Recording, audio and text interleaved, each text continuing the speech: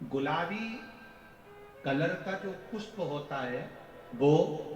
आप मंदार का आंकड़े का जो गुलाबी कलर का पुष्प होता है आप टीवी पे देख रहे होंगे। एक सफेद देख रहे होंगे, एक मंदार का गुलाबी फूल, नीला कलर का फूल देख रहे होंगे। जो नीला कलर का जो पुष्प होता है, गुलाबी कलर का जो आंकड़े का फूल होता है, प्रयास करना जब किसी विषम परिस्थिति में फंस गए, विषम परिस्थिति, जब आपको लग रहा है कि मुझे बहुत भय लग रहा है, कुछ बुरा होने वाला, आपको लग रहा है आज मेरी उल्टी आंख बहुत फड़क रही है, कुछ गड़बड़ होने वाला, आपको लग रहा है मेरी सीधी आंख फड़क रही, कुछ गड़बड़ होने वाला, तब केवल वो नीला जो गुलाबी पुष्प है मंदार का, उसको कहीं से लाकर शिवालय में अशोक सुंदरी वाली जगह पर स्पर्श कर कर शिवलिंग पर आप चढ़ा दीजिए। आपकी विषम परिस्थिति कैसी भी होगी वो रास्ता बनाकर बाहर निकल जाएगी। आपको फंसना नहीं, परेशान नहीं। मंदार आंकड़ा, सफेद आंकड़े का पुष्प भी भगवान शिव को समर्पित होकर, जैसे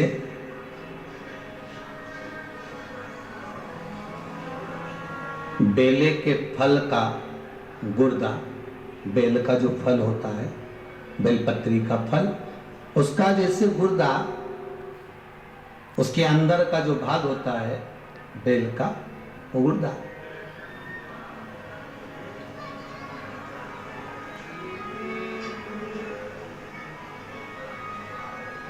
उसको अग्नि में जलाकर उसकी भस्म तैयार कर कर छान कर जब जब आपके यहां विद्वान ब्राह्मण शिव जी का अभिषेक कराते हैं, पूजन कराते हैं, तो उसमें लिखते हैं पूजन के साहित्य में बेलपत्री, धतूरा, दुर्वा, ये उसमें नीचे लिखेंगे भस्म। लिखते कि नहीं लिखते? लिखते हैं ना, भस्म अभिषेक में चाहिए रहती। तब उस भस्म का थोड़ा सा भी भाग आप अगर शिव को समर्पित कर रहे हो तो ये जान लें कि शंकर मनवांछित फल प्रदान कर रहे हैं, शिव फल प्रदान कर रहे हैं।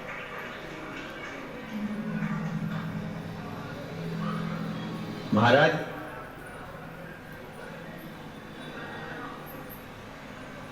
बेलपत्री के वृक्ष के नीचे बैठकर हाथ में एक बेलपत्र का पत्ता रखकर आप पंचाक्षर मंत्र नमः शिवाय, ओम नमः शिवाय या श्री शिवाय नमस्तुभ्यम या महामृत्युंजय मंत्र का स्मरण कर रहे हो, पर डंडी का भाग अपनी ओर, बेलपत्र की बीच वाली पत्ती का भाग बीच वाली उंगली की ओर रखकर अगर आप स्मरण कर रहे हैं और अपनी कामना कर कर बेलपत्री के वृक्ष के नीचे बैठकर उस पत्ते को सम्मुख रखकर बाबा से विनय कर कर एकांत में उस बेलपत्री के वृक्ष की छांव में, बेलपत्री के वृक्ष की छांव आप कामना कर कर उस पत्ते को शंकर भगवान के ऊपर समर्पित कर रहे हैं, तो ये जान कर रखें कि पार्वती और शिव का मिलन करवा रहे हैं और अपनी मनवांछित फल कामना पूर्ण करवा रहे हैं। क्योंकि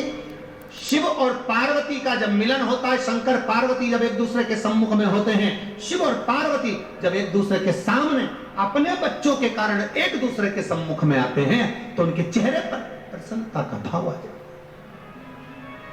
है। फल, मनवांछित फल की कामना आप जिस कामना के लिए कर रहे हैं, विवाह के लिए, नौकरी के लिए, सर्विस के लिए, व्यापार के लिए, रोग मुक्ति के लिए, आप जिस कामना से कर रहे हैं, ईश्वर महादेव, जो व्यक्ति पथभ्रष्ट होता है, जैसे मदिरा के नशे में पड़ गया, कहीं जुए में पड़ गया, कहीं मांसाहार में पड़ गया, कहीं व्यसन में पड़ गया, कहीं गलत काम में अगर कोई जा रहा है, तो श्रंभेश्वर महादेव के नाम से काली तिल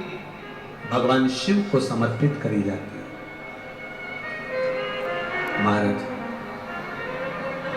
काली तिल को वापस उठाकर ले आते हैं, उसी काली तिल को जो मदिरा का नशा करने वाला होता है या जो गलत व्यसन में डूबा हुआ होता है, उसको वो सुबह के समय अगर नहीं खाता तो भोजन के साथ उसको दिया है। शरम्भेश्वर महादेव। एक बेलपत्री का भी बहुत अच्छा प्रयोग है शरम्भेश्वर महादेव का, मदिरा पीने वालों के लिए, मांसाहार व्यसन में, जुए में, पेशावृत्ति में, पर नारी में, गलत जगह पर जो डूबे रहते हैं उनके लिए। पहले की कथा में उसका वर्णन किया है बेलपत्री। शरम्भेश्वर महादेव, एक बार सब बोलेंगे, कौन से महादेव? शरम्भेश्वर महादेव। फिर जम के बोल लो एक बार, शरम्भेश्वर महादेव। जब हमारे घर में क्रोध बढ़ता है या कोई गलत कार्य में जाने लगता है तो शरम्भेश्वर महादेव का हमें शरणागति लेना चाहिए, शरम्भेश्वर महादेव का पूजन करना चालू कर देना चाहिए। कई लोग कहते हैं महाराज जी ये शरम्भेश्वर महादेव का मंदिर कहाँ मिलेगा, हम कहाँ पूजन करने जाए? कहीं नहीं जाना, तुम्हारे घर के पास में जो शंकर जी का मंदिर है वहीं जाओ, उसी देवालय में, उसी मंदिर में जाओ, शरम्भेश्वर महादेव के नाम से जल चढ़ाना प्रारंभ करेंगे। वो जल जो गलत संगत में पड़ा हुआ है उसका आचमन कराना प्रारंभ करेंगे, अपने आप उसकी धीरे धीरे बुद्धि सुधरना प्रारंभ हो जाएगी। ऐसा शरम्भेश्वर महादेव का